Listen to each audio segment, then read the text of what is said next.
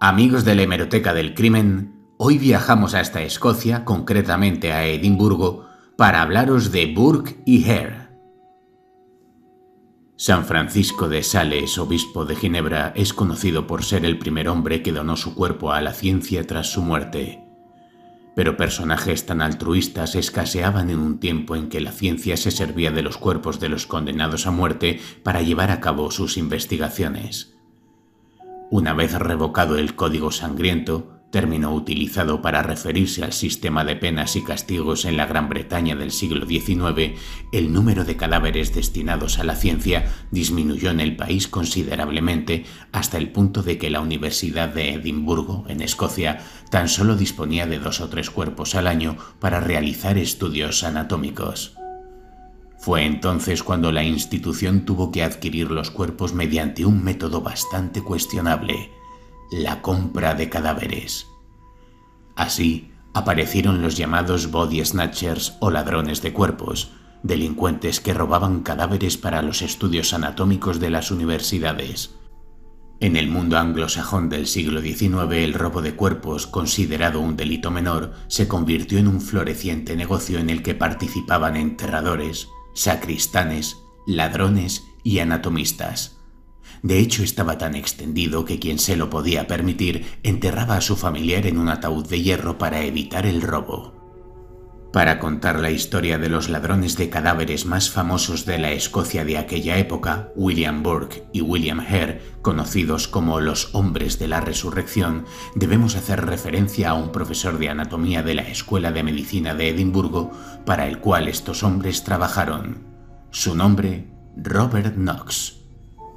Knox, como muchos otros profesores de anatomía, tenía muchas dificultades para conseguir los cadáveres suficientes para que sus alumnos aprendieran e hicieran sus prácticas. De hecho, el médico no era muy escrupuloso a la hora de saber el origen del cadáver que le entregaban. Pagaba lo acordado y se cerraba el trato. Knox llegó a gastar al año hasta 700 libras de aquella época por cadáveres que le llegaban de diversos puntos de las Islas Británicas. Y es aquí donde intervienen los resucitadores, personajes sin demasiados escrúpulos que resucitaban a los muertos recién enterrados, es decir, los sacaban de sus tumbas y los vendían a profesores de anatomía como Robert Knox. Tanto William Burke como William Hare habían nacido en Irlanda del Norte hacia 1792, Burke en Urney y Hare en Derry, el primero en una familia de clase media y el segundo en un entorno campesino más modesto. Burke sirvió en el ejército hasta su primer y fallido matrimonio, tras el que se marchó a Escocia para trabajar construyendo el Union Canal. Se instaló cerca de Falkirk y se casó, más felizmente, con una escocesa llamada Helen MacDougall. Poco después se trasladaron a Edimburgo, donde tras una breve época malviviendo como buhonero, Burke terminó haciéndose un nombre como zapatero. Tenía fama de hombre alegre y piadoso.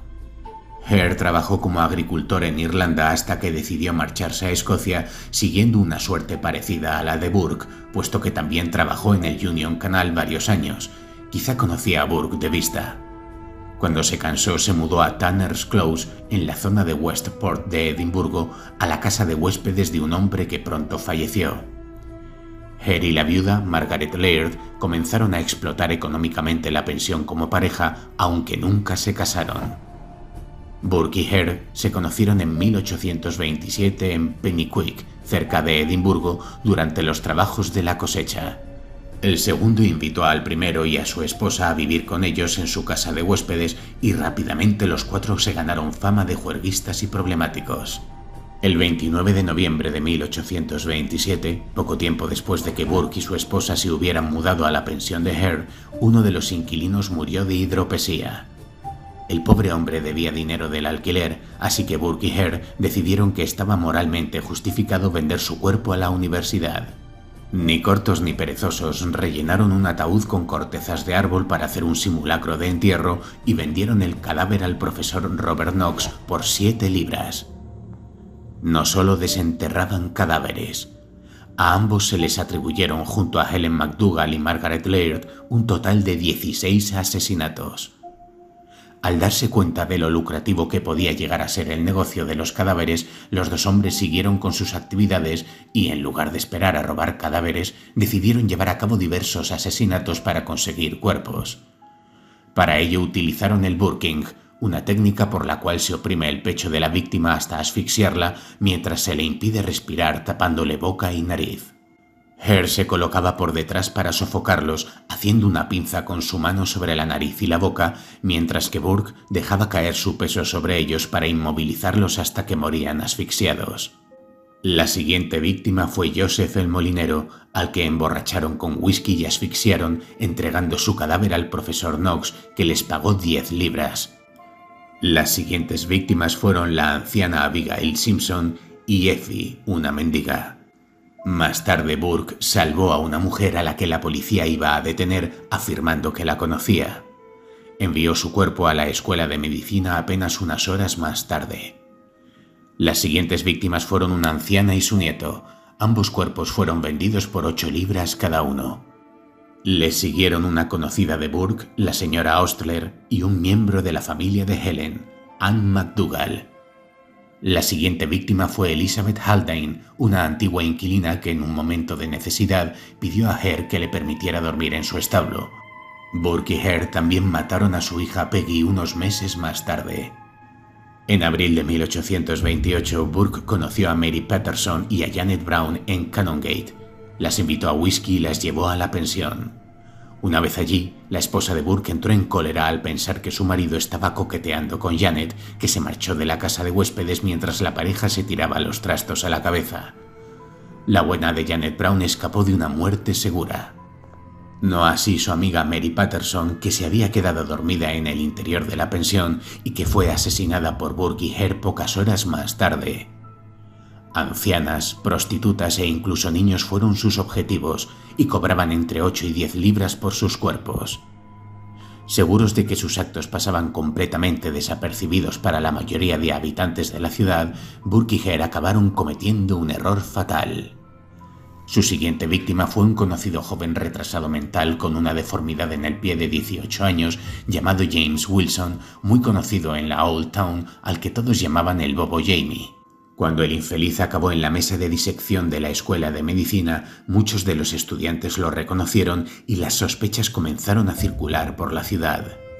La última víctima de la banda fue una mujer llamada Marjorie Campbell Docherty, más conocida como Maggie Docherty, una irlandesa de mediana edad a la que Burke, como era habitual, engatusó con mentiras y emborrachó.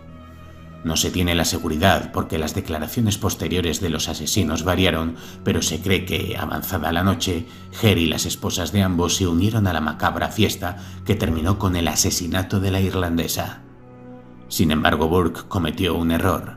Para asegurarse privacidad, le pagó a un matrimonio que tenía alojado en la posada, Anne y James Gray, para que se fueran a pasar la noche a la casa de huéspedes de Hare.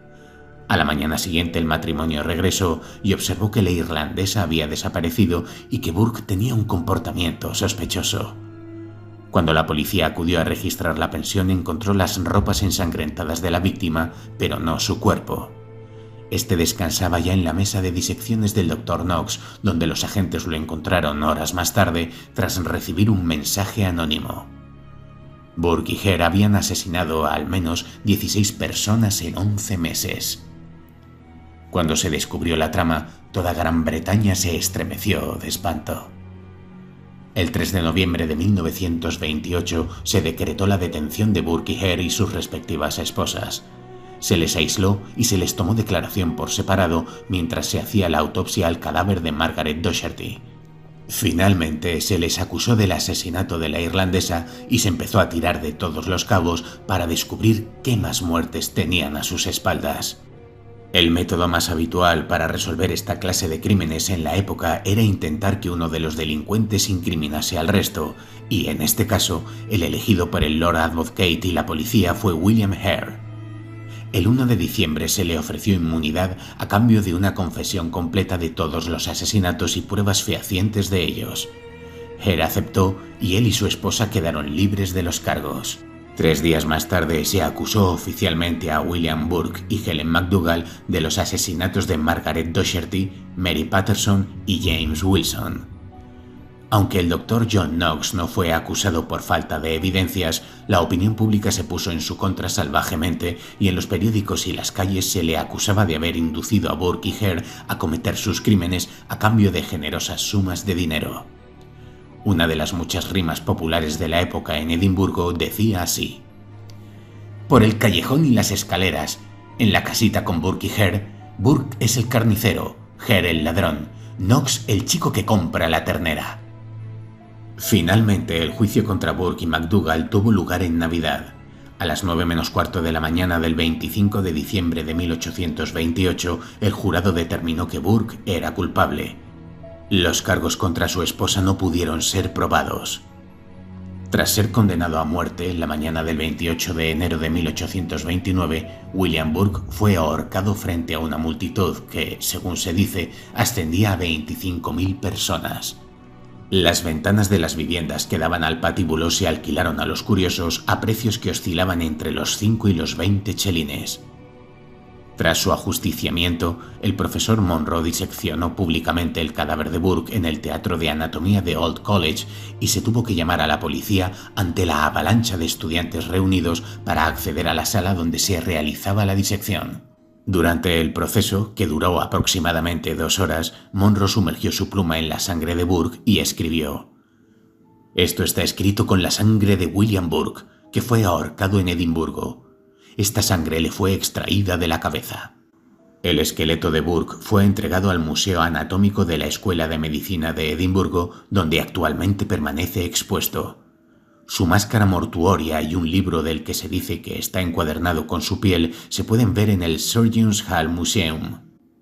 McDougal, la esposa de Burke, estuvo a punto de ser linchada por una multitud furiosa en las calles de Edimburgo y abandonó la ciudad para nunca volver.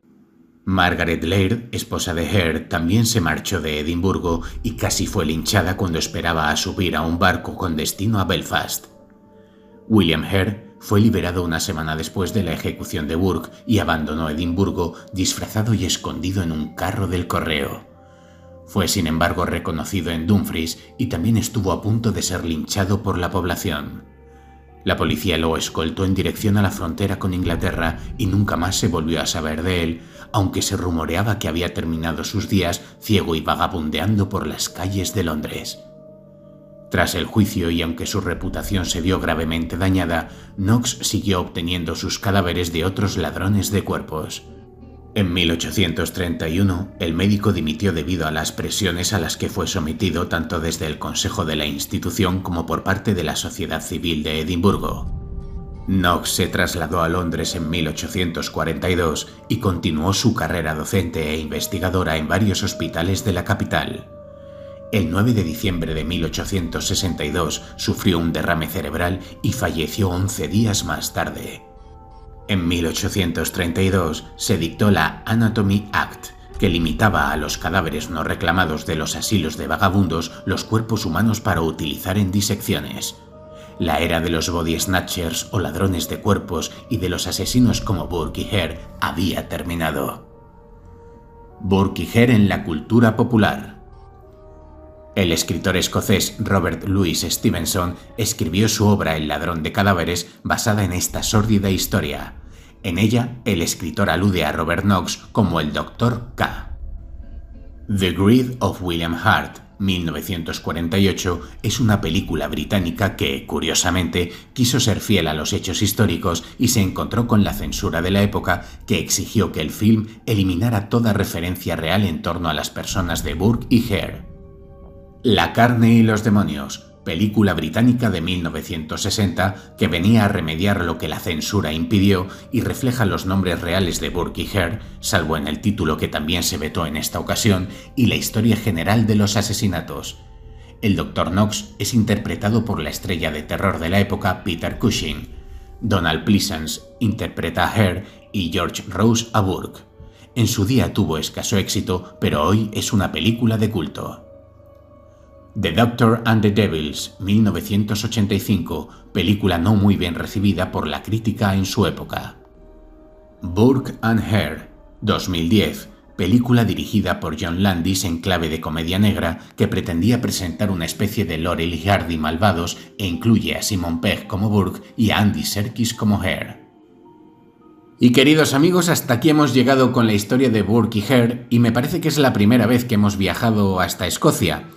Quiero agradecer haber podido conocer este caso a una de nuestras oyentes llamada Marta, que fue quien me sugirió que hablase de ellos y me puso un poco en antecedentes sobre su existencia. Una vez más, queda demostrado que en la vida real los monstruos existen.